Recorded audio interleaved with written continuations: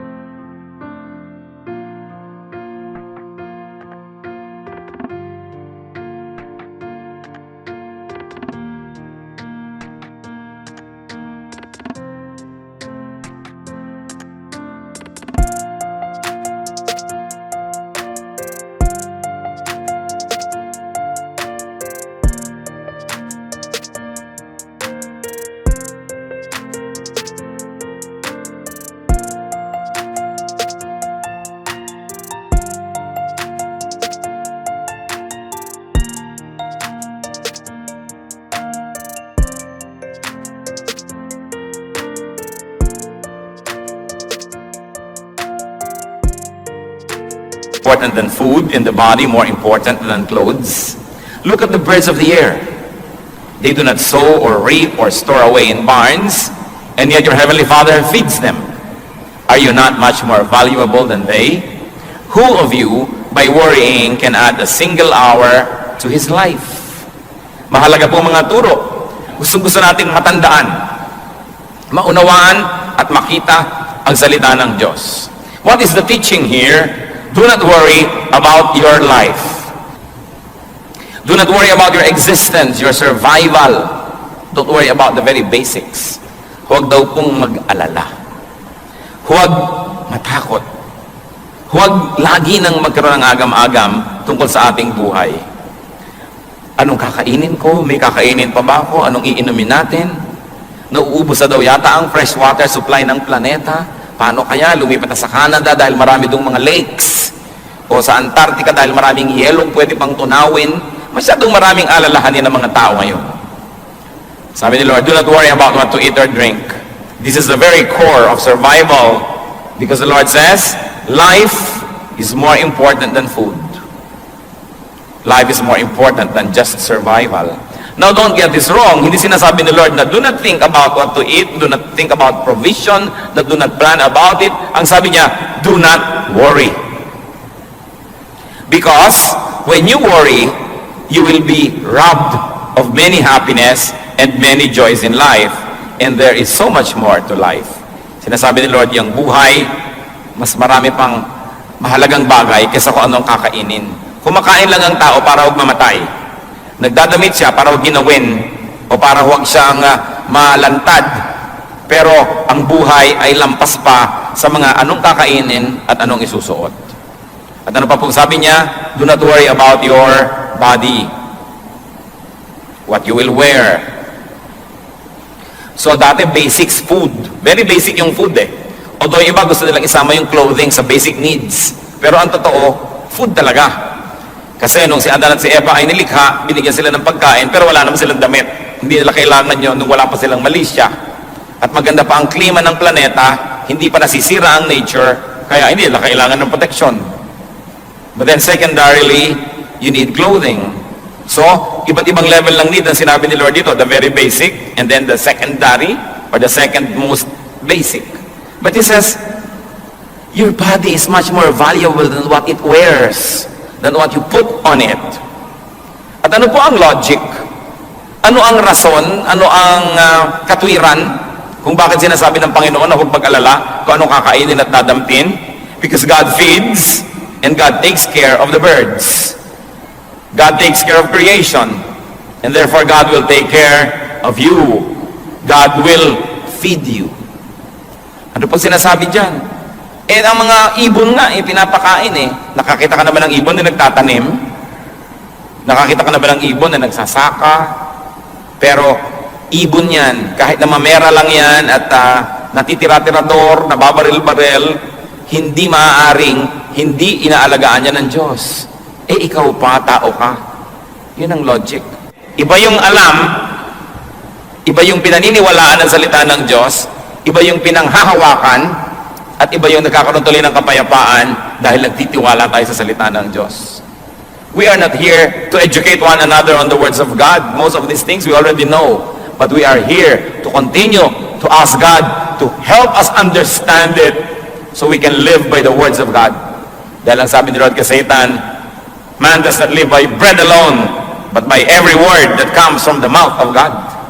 Na ang tunay nating pagkain, ang tunay nating ikalalakas, ikalulusog, ay yung salita ng Diyos. Salita na hindi lang nadidinig, hindi na may memorya, kundi salita na nagkakaroon ng buhay kung ating ipinamumuhay. What else is the logic? One, that God will take care of us. Second, that worrying cannot extend life. Hindi naman nadadagdagan talaga yung haba ng buhay kung mapag-alala tayo, umiiksi pa nga. Hindi naman nadadagdagan ng kasiyahan kung mapag-alala tayo, nababawasan pa nga. Matthew 6:28-30. And why do you worry about clothes? See how the lilies of the field grow. They do not labor or spin. Yet I tell you that not even Solomon in all his splendor was dressed like one of these.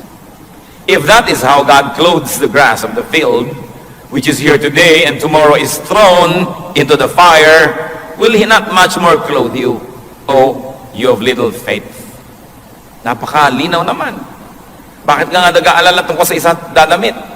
Tingnan nyo ang mga bulaklak, ang mga damo na namumulaklak sa parang, hindi naman sila naghahabi ng tela, hindi sila nagdidisenyo, nagbuburda, hindi sila nag-paint ng mga tela. Pero tingnan mo kung paano sila damtan ng Diyos. Kahit si Solomon, na pagkarangya-rangya ng mga isinuot, hindi man lamang nadaig ni Solomon ang mga bulaklak na nilikha ng Diyos. At sabi niya, kung yung mga bulaklak lang at damo-damo, buhay na buhay ngayon pero bukas ay lanta na at susunugin na. Eh, pinag-iisipan pa ng Diyos na damitan ng magandang kulay, magandang disenyo. Ikaw pa ba na mahaba ang buhay? Ikaw pa ba na may panghabang panahon? Ikaw pa ba na nilikha sa wangis ng Diyos? At ikaw pa ba na dahilan kung bakit ang anak ng Diyos ay namatay sa krus ng Kalbaryo? Ikaw pa kaya ang hindi damitan? So, Jesus says, don't worry about these things. Because worrying cannot make one look beautiful. Sa katunayan, nakakapagpapangit pa nga yung pagpapaalala. Kaya nakikita niyo po yung mga lalaking magandang magtalaga ng kanilang mga may bahay. Aba, magagandang mga may bahay. Para mga sariwang-sariwang ubas. Pero pag ang may bahay ay mukhang pasas, ang sisihin nyo yung asawa. Hindi mo yata inaalagaan ng puri. Hindi mo yata inaalagaan na magtiwala siya at huwag siya mag-alala. Kung wala ka, kaya na yan, nagkanda, tuyot-tuyot na. Pero ang tao pag inaalagaan, gumaganda. Ang napakalakas mo magpapangit pag-aalala. Kaya sabi ng Panginoon, huwag kayong mag-alala. Kaya po kung minsan merong tao, hindi mo naman kilala, sasabihin iba, siguro sister o brother natin yan. Bakit? Kasi mukhang Christian eh. Ano ba itsura ng Christian? Tingnan nyo nga katabi nyo. Ano nga ba itsura ng Kristiyano? Yung bang meron kang hindi maipaliwanag na ningning ng kanyang mata, payapa ang kanyang loob, kahit siguro wala siyang pera, kahit may sakit din siya, pero dahil sa pagtitiwala sa Diyos, kitang-kita mo na matining ang loob. Napakahalaga na nakikita sa ating mukha yun. Subalit ang pag-aalala, inaagaw yan sa atin. It is God who gives beauty. It is not what we wear. Although it helps. Pero hindi kayang takman ng damit o make-up ng isang malungkot na puso. Hindi kayang ikubli ng kahit anong maskara ang mapait na kalooban ng isang tao. Kaya ang mahalaga, magtiwala sa Diyos, lumapit sa Diyos. At ano pa po ang sinasabi ng Panginoon diyan? That God will take care of you, that God will feed you, and that God will in fact clothe you. That God will make you presentable, beautiful, handsome, and that worrying accomplishes nothing. Matthew 6:31 to 32. So do not worry, saying, what shall we eat? Or what shall we drink? Or what shall we wear? For pagans, nasa na? For pagans run after all these things, and your heavenly Father knows that you need them. Sabi niya, huwag kayong mag-alala sa mga bagay na yan. Because worrying is for godless people. Sabi niya, this is for pagans. Ang pag-alala, hindi bagay sa mga anak ng Diyos. Bagay lang ito sa mga pagano na hindi nakakakilala sa totoong Diyos. Bagay lang ito sa mga tao na tumatawag sa mga Diyos-Diyosan. Bagay lang ito sa mga tao na hindi kilala ang kanilang Diyos. Pero sabi, kung anak kayo ng Diyos, hindi bagay sa inyo ang mag-alala. Parang wala namang kayo Diyos. Parang wala tayong Ama sa langit. Parang wala tayong tagapagligtas. Parang walang banal na espiritu na umaalong sa ating mga lumbay, na sumasama sa ating mga pag-iisa. Kaya ang anak ng Diyos ay talagang hindi nag-iisa kahit kailanman, sapagkat ang Diyos ay tumatahan sa ating puso, hindi lang doon sa templo sa Israel, hindi lang sa mga templong gawa ng kamay, kundi sa puso ng mananampalataya. Kaya sabi, bakit ka mag-aalala? Nakita niyo po ang pinakamalaking redemption plan, ang pinakamalaking rescue plan in all human history, in all cosmic history, that God became a man to save us from sin. Ideya ba natin yon? Tayo ba ang nagsabi sa Diyos na, Diyos, magkatawang tao naman kayo, akuin niyo lahat ng aking mga kasalanan, akuin niyo lahat ng aking mga kakulangan, at yung lahat ng kaparusahang dapat kong tanggapin, pakitanggap niyo nga, at pagkatapos sa matanggap niyo yon, pakibigay niyo sa akin na inyong kabanalan, para kami ang maging banal, at kayong maparusahan, para kami maligtas, bayaran niyo nga lahat ng utang namin. Ideya ba natin yan? Hindi. Yan po ay pakana ng Diyos. Ideya ng Diyos. At kung ang Diyos ay nag-isip na siya ay magkakatawang tao para bayaran ang ating mga kasalanan, kailangan pa ba natin siyang himukin na maging mabuti? Kailangan pa ba natin siyang himukin na magbigay ng pagkain, magbigay ng mga kailangan natin? Eh kung ang kanyang buhay ay ibinigay na niya sa atin. Kaya napakasimpleng bagay ito. Hindi na natin na hinahangad na magkaroon pa tayo ng napaka-sophisticated na pag-aaral ngayon. Balikan lang natin kung ano yung simple, unawain ito, namnamin at ipamuhay, at napakalaki ng bigat na mawawala na ating mga dala-dala araw-araw, mga alalahanin, mga pag-iisip. What are the steps to freedom from worry? Salamat na lamang at hindi lang sinabi ng Panginoon na huwag kayong mag-alala, tapos tinigilan na niya. Itinuro niya kung paano masusunod ang kanyang utos na huwag mag-alala. Sapagkat utos din ang ibinigay niya. Matthew 6:33 to 34. But seek first His kingdom and His righteousness, and all these things will be given to you as well. Hindi naman pala niya binabaliwala yung damit. Baka magdatingan kayo next week, walang suot. Hindi naman niya binabaliwala yung kumain tayo ng masarap at magplano ng mga kakainin. Ang sinasabi niya, hindi ka nabubuhay para mag-alala tungkol sa mga bagay na yan. Problema ko yan eh. Ako ang Diyos, ako ang Creator, ako ang Provider. Ang problemahin mo, eto. Unahin mo ang kaharian ng Diyos at ang kanyang katwiran. Yan ang atupagin mo sa buhay. At pag inatupag mo yan, sabi niya, lahat itong inaalala mo, idadagdag ko lang yan sa iyo. Dagdag lang yan eh. Hindi yan ang mahalaga. Icing lang yan. Hindi yan ang tunay. Sabi niya, bakit mo inaalala ang pagkain? Ba't inaalala mong iinumin? Kaya mo mag-create ng pagkain? Kahit kaya mong magtanim ng buto, ikaw ba ang nagpapatubo dyan, nagpapalabas ng ugat ng mga dahon? Ikaw ba ang sinasabi mong ganito ang mangyayari? Bakit ang mga buto, pare-parehong lupa ang tinamna, nagiging chiko yung isa, nagiging mangga yung isa, iba-iba yung lasa, may maasim, may matamis, may pula, may puti. Kaya mo ba yan? Kaya nyo ba? Hindi pala, ba't yung ngayon inaalala? Eh yung unahin ng Diyos, sundin siya. Kaya ba natin yon? Yes, by God's grace we can. Yun ang unahin. Eh, pambihira naman ikaw sabi ng Diyos. Hindi mo kaya, pinoproblema mo, kaya hindi matapos-tapos ang problema mo. Etong kaya mo. Kasi hindi naman mag-uutos ang Diyos kung di natin kaya. Kung hindi niya tayo bibigyan ng kakayanan na sundin, unahin mo ang kanyang kaharian. Unahin mo ang kanyang katuwiran. At lahat ng yan, idadagdag niya sa iyo. Verse 34. Therefore, kaya merong therefore do not worry about tomorrow, for tomorrow will worry about itself. Each day has enough trouble of its own. So what are the steps to freedom from worry? First is to prioritize God's kingdom. Unahin ang kanyang kaharian. At yung kaharian niya, hindi lang yung bababa mula sa langit, hindi lang yung pagdating ng panahon, yung nasa puso na natin, that we have to expand God's kingdom in our hearts and in the world. Ang kaligtasan natin at kaligtasan ng iba, ang kanyang katuwiran, ang kanyang righteousness, unahin. Unahin natin na maging mabuti, mabait, makadiyos, malinis. Yun ang unahin natin. Kasi yung iba, inuuna nila na magkapera, magkaroon ng isusuot, magkaroon ng kakainin, kaya ang kaluluwa ibinebenta kay Satanas. Di bali na magkasala ako, mandadaya ako, magnanakaw ako, kasi kailangan kong kumain, kasi kailangan kong magkadamit, kasi kailangan ko ng pambayad sa kuryente, sa tubig, tuition fee ng mga bata, etc., etc. May sakit ang nanay ko, sa mga agaw ako ng cellphone, ng may cellphone. Sabi ni Lord, lahat ng bagay na kailangan nyo, kaya kong ibigay. Ang gawin nyo, pumwesto kayo doon sa lugar na dadaanan ng pagpapala ko. At yung lugar na yon, yung lugar ng kabanalan, lugar ng pagiging makadiyos. At pag doon ka lumagay, ang Diyos ang may problema kung paano kanya bibigyan ng iyong kailangan. Eh yung iba sa paghahanap nila ng kanilang mga kailangan sa buhay, lalong lumalayo sa Diyos. Kaya lalong nakakalubog-lubog, lalong nagkakawindang-windang ang buhay, at lalong napapahamak. Sabi ni Lord, gusto nyo ng mga kailangan nyo sa buhay? Ako ang nakakapagbigay niyan. Pag gusto ko magbigay, hindi ako kailangan pilitin. At kung ayaw ko, hindi rin ako napipilit na magbigay. Eh bakit hindi mo ko bigyan ng kasiyahan? Pag tayo nabubuhay ng ayon sa wangis ng Diyos, kasi tayo ginawa sa wangis niya, nilikha sa wangis niya, nasisiyahan siya.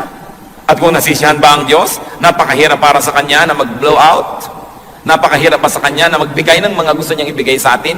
Kaya ang dapat nating unahin, masiyahan ang Diyos sa ating pag-iisip, pananalita at pamumuhay. At pagkatapos, siya ang may problema kung paano tayo papakanin. Parang mga anak, pinag-aaral ka ng magulang mo, ang problemahin mo yung mag-aaral kang mabuti, ipasa mo ang iyong mga subjects, huwag kang mag-drugs, huwag kang mag-premarital sex, huwag kang nobyo-nobyo agad ang inaasikaso. Yun ang problemahin mo. At yung magulang mo naman, ang namang problema na, ipangbabayad mo sa school, kakainin mo, ibabayad sa kuryente na ginagamit mo sa mga ilaw mo sa bahay. Kasi mayroon tayong ganong role. Ang role ng Ama is to provide for us. Ang role natin, sumunod. Sumunod. Bigyan siya ng kasiyahan. At sabi, all these things will be added unto you. Why? Because you have placed yourself under God's governance, under God's economy, under God's care. Pag tayo po nagpakabuti, sa negosyo, fair ka, di ka nandadaya. Empleyado ka, di mo dinadaya ang iyong employer. Employer ka, hindi mo dinadaya ang iyong mga empleyado. Sasabihin ng logic ng mundo, ay, lugi ka. Because you can get more by cheating. Pero pag sumunod po tayo sa Diyos, inuna natin ang kanyang kabutihan, ang totoo nun, ang ginagawa natin ay nagpapasakop tayo sa kanya. Meron ba kayong mga alaga sa bahay? Sino sa inyo may mga alagang aso? Yan. Sino may mga alagang pusa?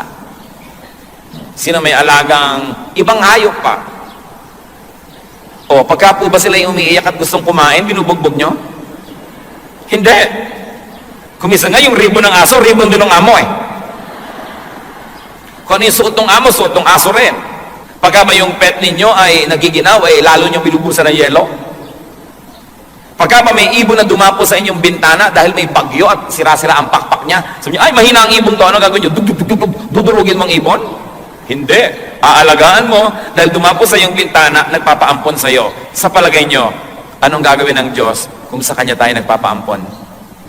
Kakawawain ba tayo? Dahil sumusunod ka sa akin, masyadong honest ka sa negosyo, pues malulugi ka. Ganon kaya yon? Dahil hindi ka nandadaya, hindi mo ginagaya yung ginagawa ng iba na mabilis kumita, lagot ka, kawawa ka sa akin. Yun kaya ang gagawin ng Diyos? Hindi.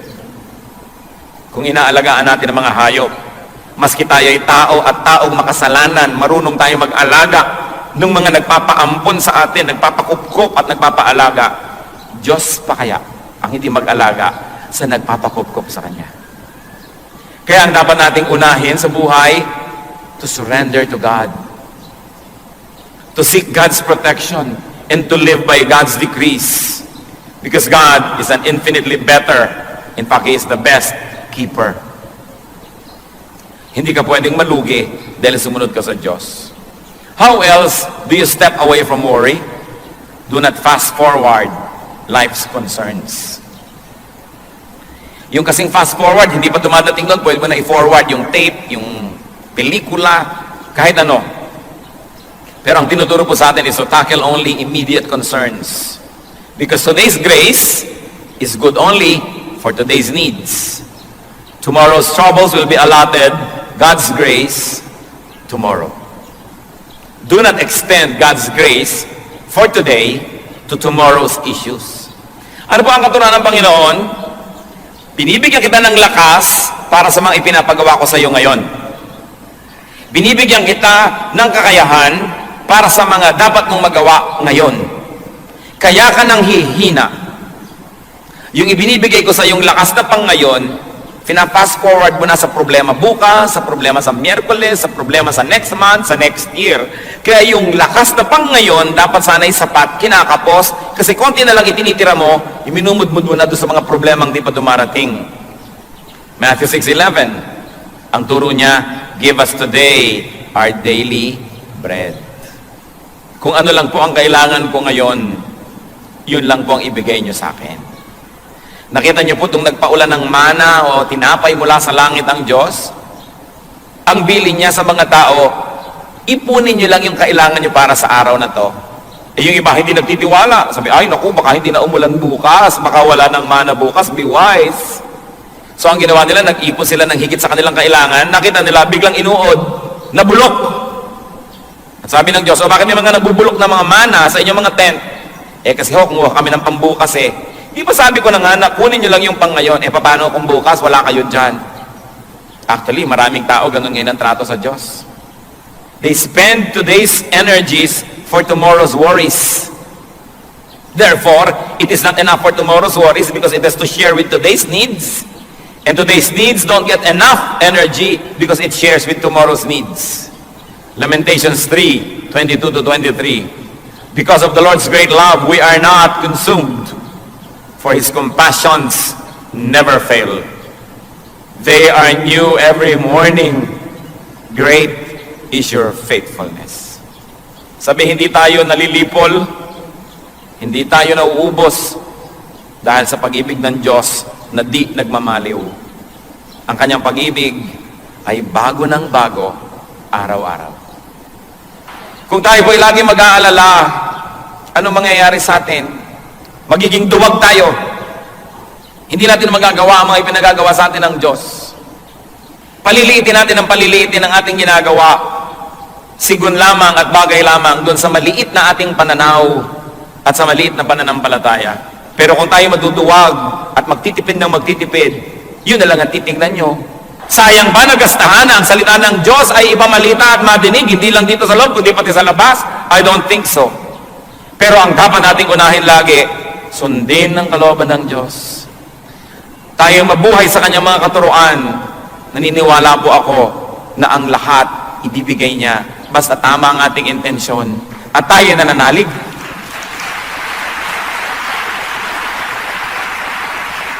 At ang nakatutuwa po mga kapatid, sa kabila ng lahat, sa kabila ng ating napakaraming mga capital investment, hindi rin tayo nagkulang sa tulong ng Diyos sa ating mga kawang gawa. Hindi lang tayo para sa sarili. Hindi lang tayo naglalagay ng magagandang gamit para tayo maging maginhawa. Kahit po kailan na hindi tayo nagkulang sa pagtuturo at pagbibigay at pagsishare ng ating mga itinuturo sa atin ng Diyos sa kapwa natin mga pastor, ang ating mga kaliwanagan seminars na ginagawa natin for non-day by day people. Ang ministry ng kaloob para sa ating bansa at sa mga ibang maraming worship team sa Pilipinas. Hindi po tayo tumalikod dyan.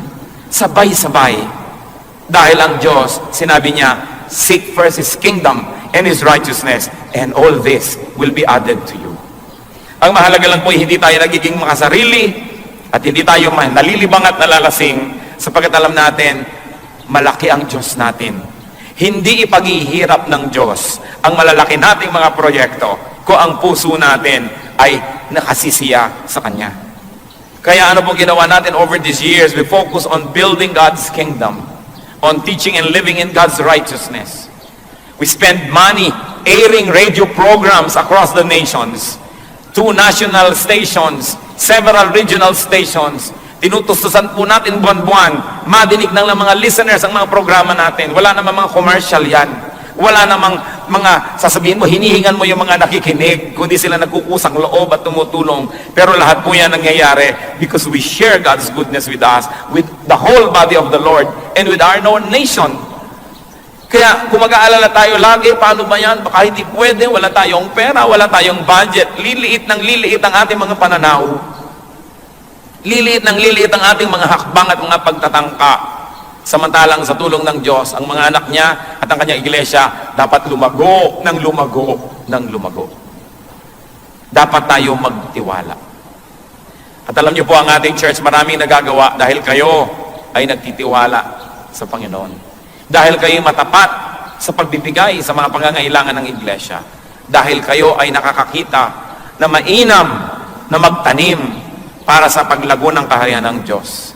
And over the years, God added all the funds, all the people very especially, and all the things. Meron bang himala? Meron. Tayo ang isang patunay ng himala ng Diyos. Tingnan niyo the point of worrying. Plan but do not worry, especially about results. You do not plant a seed and dig it to see if it's growing. Just keep planting and trust the God of harvests who will make it grow. James 4:13-15. Now listen, you who say, today or tomorrow we will go to this city or that city. Spend a year there, carry on business, and make money. Why? You do not even know what will happen tomorrow. What is your life? You are a mist that appears for a little while and then vanishes. Instead, you ought to say, if it is the Lord's will, we will live and do this or that. Huwag na po tayo maging pangahas at mayabang na sabihin, itong plano natin bukas, itong plano natin next week, itong plano natin next year. Sabi niya, hindi nyo alam kung bukas ay buhay pa kayo. Isa lang kayong asap, isa lang kayong usok, isa lang kayong vapor. Nandyan ngayon, subalit mamaya ay wala na. Marapat daw sabihin, kung loloobin ng Diyos at buhay pa tayo at kinakasihan ang kanyang pagpapala, itong gagawin natin sa susunod na araw, sa susunod na linggo, sa susunod na buwan. Anong ibig sabihin? Yung ngayon ang harapin. Yung pangangailangan natin ngayon, nandyan ang sagot ng Diyos.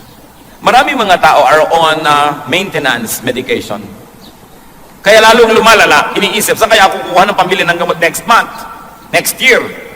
Kinukwenta yung buong halaga ng gamot ay inumin niya 1 taon, kaya tuloy siya ay parang halos igupo ng kanyang mga numbers. Pero kung ngayon, binibigyan ka ng Panginoon ang gamot mo para ngayon, magpasalamat ka, magpakabuti ka, gawin mong dapat, at bukas, nandun uli ang Diyos. Huwag mag-alala. Bagaman mabuti magplano, mabuti na nag-iisip, subalit matapos mag-isipan at planuhin, ipasa Diyos, at huwag alalahanin. Gawin lang ang pinakakayang gawin, do what is best, and leave the rest up to God. Dapat din naman kasi may plano. Sabi sa Luke 14:28, suppose one of you wants to build a tower. Will he not first sit down and estimate the cost to see if he has enough money to complete it? So God is not against planning. But God says, don't worry. Life is more important than food. Life is more important than livelihood. Marami pong tao may hanap buhay. Dapat naman. Pero yan ay paghahanap lang ng ikakabuhay. Huwag mabuhay para maghanap. Huwag mabuhay lang para maghanap buhay. Dapat naghahanap buhay tayo para tayo may kainin, para may isuot. At kung may lakas na ang ating katawan, may damit ng ating katawan, naghahanap na tayo ng magagawa para sa kaharian ng Diyos. Kasi tayo nabubuhay para palawakin ang kaharian ng Diyos. Hindi tayo nabubuhay para maghanap buhay. Naghahanap buhay tayo para tayo may kitain at para tayo may maitulong sa gawain ng Panginoon. Pero hindi tayo nabubuhay para lang maghanap buhay.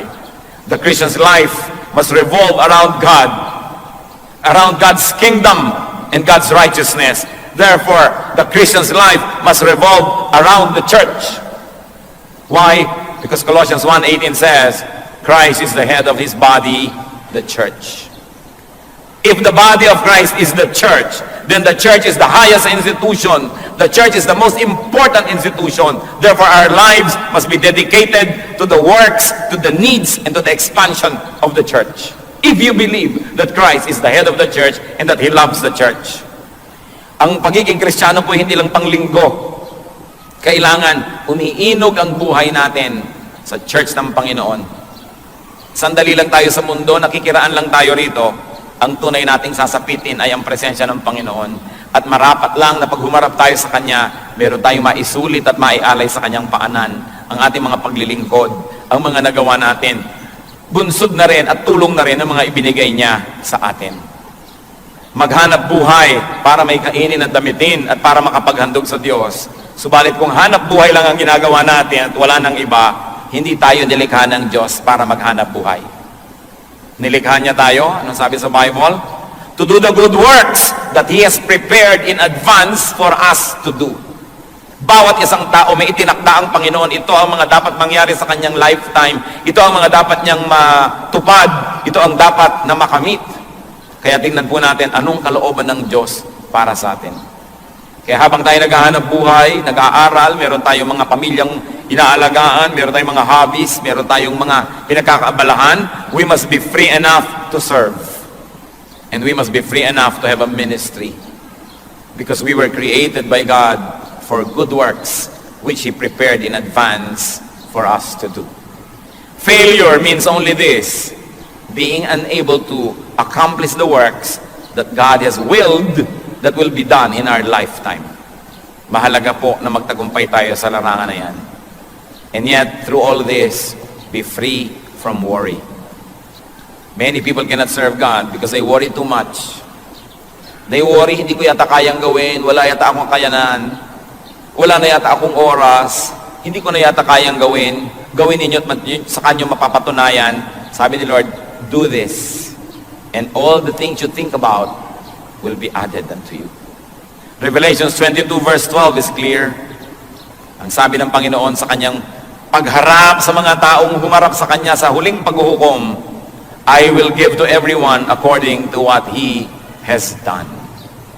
Hindi sinabing, I will give to everyone according to what he has believed. Sabi, I will give to everyone according to what he has done. That's why we have to deal with worry so we can do more. The body is more important than clothes. So devote more resources to what enters the body. Halimbawa, food, medication, than to what is draped on it. Kung atin pong nanamnamin na sinasabi ng verse, mas mahalaga daw po yung katawan kaysa sa dinadamit nito. Gaano kalaki sa inyong budget ang napupunta sa damit at gaano kalaki ang napupunta sa mga vitamins, sa mga good natural foods, sa pag-aalaga ng ating katawan. Baka mas malaki pa ang ginagasto sa dermatologist para lang sa napakanipis na balat dito kaysa doon sa inyong atay na naninilaw na pala, hindi inaasikaso dahil hindi kita. Gano'ng karami ang ginagastos natin sa mga alahas, sa mga panglabas para ayusin lang yung katawan kaysa palusugin yung loob.